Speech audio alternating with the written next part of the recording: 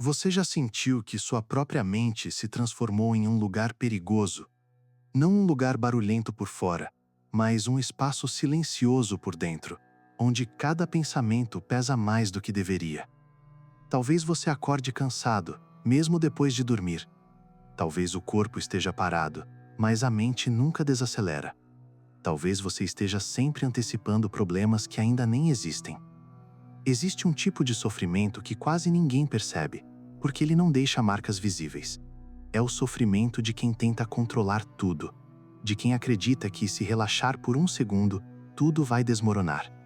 E quanto mais você tenta manter tudo sob controle, mais frágil se sente, mais tenso, mais exausto. A verdade é dura, mas libertadora. Não é a vida que está pesada, é a guerra dentro da sua cabeça.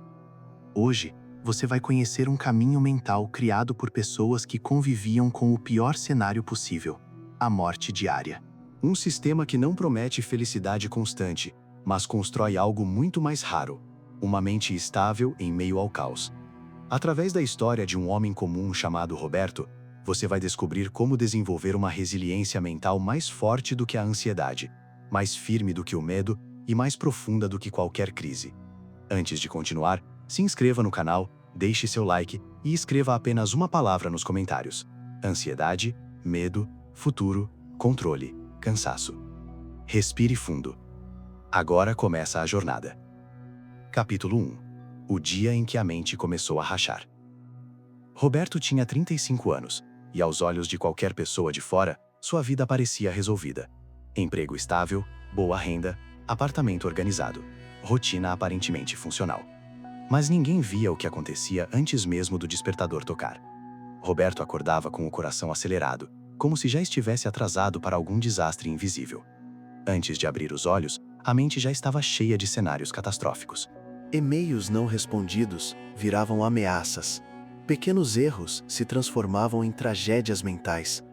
O futuro parecia sempre um lugar hostil. O corpo acompanhava esse estado constante de alerta. O maxilar travado, os ombros tensos, o estômago embrulhado. Ele não vivia o presente, ele sobrevivia ao futuro imaginado. O mais cruel é que Roberto não se via como alguém fraco. Pelo contrário, ele acreditava que estava sendo responsável, cuidadoso, prevenido. Mas, sem perceber, estava ensinando o próprio cérebro a viver em estado permanente de guerra. E uma mente em guerra, uma hora cede. Capítulo 2. A ilusão do controle total. Quando o desconforto começou a ficar insuportável, Roberto fez o que todo mundo faz. Tentou se consertar. Mais produtividade, mais organização, mais disciplina. Criou listas para tudo. Instalou aplicativos para medir cada minuto do dia. Passou a acordar mais cedo, dormir mais tarde, exigir mais de si mesmo. Cortou açúcar, cortou álcool, cortou prazer. Mas não cortou o medo. Não cortou a necessidade obsessiva de prever tudo. Quanto mais ele tentava controlar a vida, mais a vida escapava por entre os dedos. E quanto mais escapava, mais ele apertava. O problema é simples, mas quase ninguém aceita. Controle excessivo não gera segurança, gera ansiedade. Roberto acreditava que relaxar era perigoso, que desacelerar significava perder tudo, que se não estivesse sempre vigilante, algo ruim aconteceria. E assim, ele se tornou prisioneiro da própria mente. Uma prisão sem grades, sem paredes, mas sem saída aparente. Capítulo 3. O colapso que não pode ser escondido. A apresentação era decisiva. Investidores importantes, diretores atentos, expectativa máxima. Roberto tinha se preparado como nunca.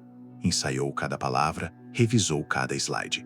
Dormiu pouco, mas acreditava que estava pronto. Nos primeiros minutos, tudo parecia sob controle. A voz firme, o ritmo certo. Então, sem aviso, a mente apagou. Não foi esquecimento. Foi um vazio absoluto. O coração disparou de forma descontrolada. As mãos começaram a tremer. O ar parecia não entrar nos pulmões. Roberto olhava para as pessoas, mas não as via. Estava ali fisicamente, mas mentalmente ausente. Pela primeira vez na vida, ele perdeu o controle em público. Saiu da sala, entrou no banheiro e se sentou no chão frio. As lágrimas não vinham de vergonha, vinham de exaustão.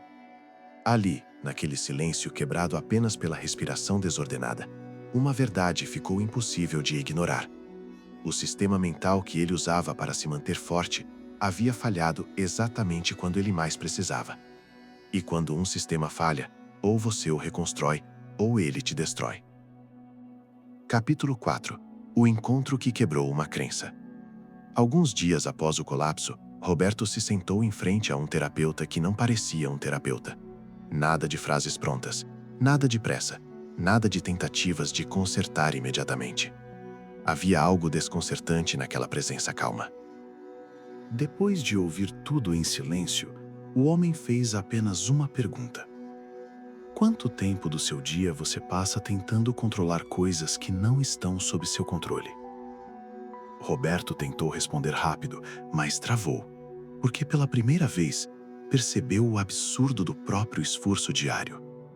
Ele se preocupava com decisões que não dependiam dele, antecipava cenários que talvez nunca existissem, sofria hoje por problemas imaginados amanhã. Então veio a frase que atravessou como um golpe silencioso. Você não está no controle. E isso não é um problema, é um alívio. A mente de Roberto resistiu. Aceitar isso parecia perigoso. Mas, ao mesmo tempo, algo dentro dele relaxou pela primeira vez em anos. Talvez, só talvez, ele não precisasse carregar tudo sozinho. Capítulo 5. Fudoshin, quando a mente para de correr. O terapeuta contou a história de um duelo antigo. 2 guerreiros, mesma técnica, mesmo risco. Mas apenas um tinha a mente quieta. Enquanto um era dominado pela raiva, pelo medo e pela urgência, o outro permanecia presente. Não rígido, não frio, presente. Essa condição mental tinha um nome: Fudoshin, a mente que não é arrastada pelas emoções. Você não precisa eliminar a ansiedade, explicou o terapeuta. Precisa parar de obedecer a ela. Ansiedade é uma reação do corpo, não é uma ordem, não é um aviso do futuro. Roberto sempre acreditou que sentir ansiedade significava que algo estava errado. Agora, pela primeira vez, alguém dizia que sentir não era o problema. O problema era se perder dentro da sensação. A ideia parecia simples, mas mudava tudo. Capítulo 6. Os 10 segundos entre o impulso e a vida. O exercício parecia quase infantil. Quando a ansiedade surgir, disse o terapeuta, pare por 10 segundos. Não reaja, não corrija, não lute. Observe. Roberto quase riu. 10 segundos não resolveriam anos de sofrimento, mas decidiu tentar. Naquela mesma semana, recebeu um e-mail do chefe pedindo uma conversa imediata. O corpo reagiu como sempre. Coração acelerado, mãos suadas, mente criando tragédias. Dessa vez, ele parou. 10 segundos. Sentiu a pressão no peito, a tensão no estômago, a respiração curta. Nada mais. Percebeu algo assustador e libertador. A sensação era real, mas o desastre não. Respirou fundo e foi conversar. A reunião não era uma demissão, era apoio. Ali, Roberto entendeu algo que mudaria tudo. A maior parte do sofrimento não vem dos fatos, mas da reação automática a eles. E entre o estímulo e a reação, existe um espaço. Esse espaço é liberdade. Capítulo 7. Shikata Gainai. O peso que você não precisa carregar. Na sessão seguinte, o terapeuta desenhou 2 círculos. Um pequeno, um enorme. O círculo pequeno é o que você controla. Suas ações, escolhas, postura. O grande é todo o resto. A maioria das pessoas vive tentando comandar o círculo errado. Roberto percebeu que passava quase toda a energia mental no círculo grande.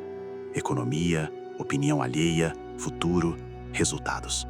E quase nenhuma energia no que realmente podia fazer agora. Shikata Gainai não significa desistir. significa aceitar o que não pode ser mudado sem gastar a alma nisso. Aceitar não é fraqueza, é precisão. Quando você para de lutar contra o inevitável, sobra energia para agir onde importa. E pela primeira vez, Roberto sentiu algo raro: leveza. Capítulo 8. Quando a vida para de avisar. Roberto começou a acreditar que finalmente estava aprendendo a lidar com a própria mente. A ansiedade ainda aparecia, mas já não dominava tudo. Havia mais silêncio interno, mais espaço. Foi então que a vida fez o que sempre faz: testou sem pedir permissão. O telefone tocou numa manhã comum. A voz do outro lado veio pesada, sem rodeios. Diagnóstico sério, tratamento agressivo, incerteza total. O chão sumiu. Todo o treino mental pareceu inútil diante daquela notícia. O medo não era imaginado, era real, era concreto. Roberto sentou no carro e chorou como não chorava há anos. Não de ansiedade, mas de dor pura. Naquele momento, ele percebeu algo importante. As filosofias não existiam para evitar sofrimento. Elas existiam para atravessar o sofrimento sem se perder de si mesmo. E isso exigia algo além de aceitação. Exigia dignidade. Capítulo 9. Gamã. Ficar de pé por dentro. Quando voltou ao terapeuta, Roberto não pediu técnicas, pediu ajuda. "Eu não consigo lidar com isso", disse, com a voz quebrada. O terapeuta não tentou suavizar, não disse que tudo ficaria bem, não prometeu finais felizes. Ele apenas disse: "Então você vai sentir tudo, e mesmo assim, continuar."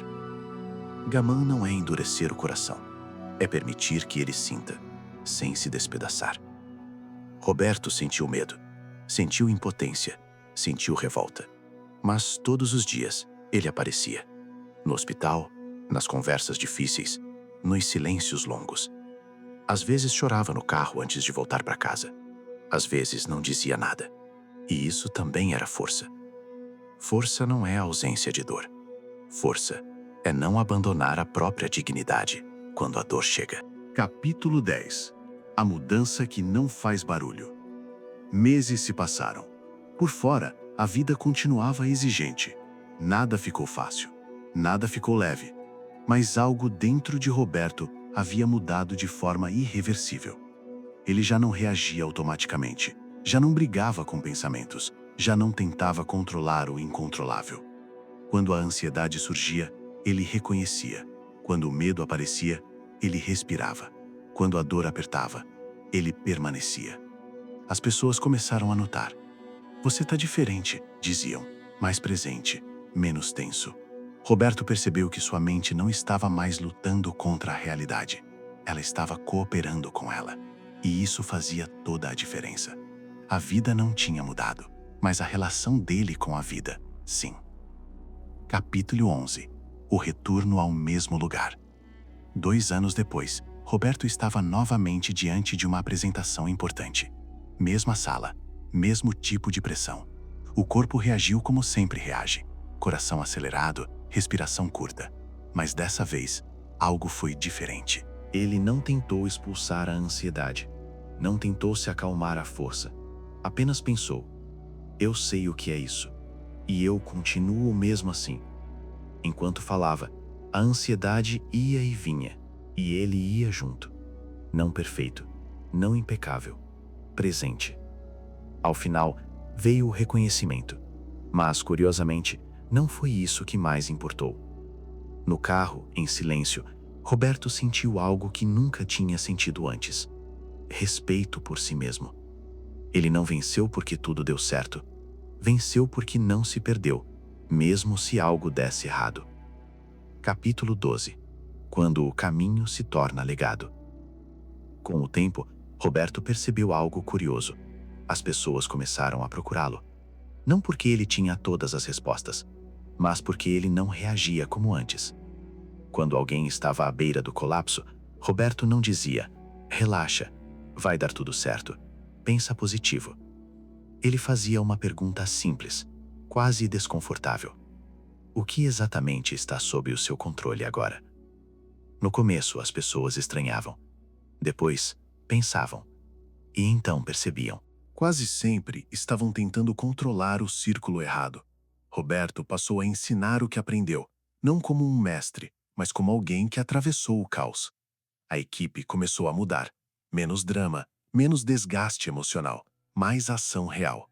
A produtividade aumentou, mas não pelo excesso de esforço. Aumentou porque pararam de desperdiçar energia mental.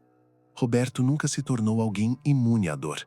Ele se tornou alguém presente mesmo quando a dor chegava. E isso mudou tudo. Conclusão: a verdade sobre resiliência mental. Existe uma mentira que nos ensinaram desde cedo, que força mental é nunca sentir medo, nunca fraquejar, nunca parar. Isso não é força, é negação. Resiliência verdadeira não é rigidez, é flexibilidade com raízes profundas. Você não controla a vida, nunca controlou e nunca vai controlar. Mas controla como responde, controla onde coloca sua energia, controla se foge ou permanece. Fudoshin te ensina a não ser sequestrado pelas emoções. Shikata Gainai te liberta do peso do inevitável. Gaman te lembra que é possível sofrer sem perder a dignidade. Nada disso acontece de um dia para o outro. Roberto levou anos. Você pode levar meses ou mais. E está tudo bem, porque o tempo vai passar de qualquer forma. A pergunta é simples e brutal. Quando esse tempo passar, você estará preso aos mesmos padrões mentais ou terá transformado o sofrimento em sabedoria? Comece pequeno. Da próxima vez que a ansiedade surgir, pare por 10 segundos. Observe. Não lute. Nesse espaço, você vai descobrir algo essencial. Você não é seus pensamentos. Você é quem observa. E essa descoberta muda tudo. Se este roteiro falou com você, escreva nos comentários qual desses princípios mais te tocou. Fudoshin, Shikata Gainai ou Gaman. Inscreva-se no canal. Ative as notificações. Aqui não entregamos motivação descartável, entregamos ferramentas para a vida real. Até o próximo vídeo. Permaneça presente, mesmo quando for difícil. Siga o caminho.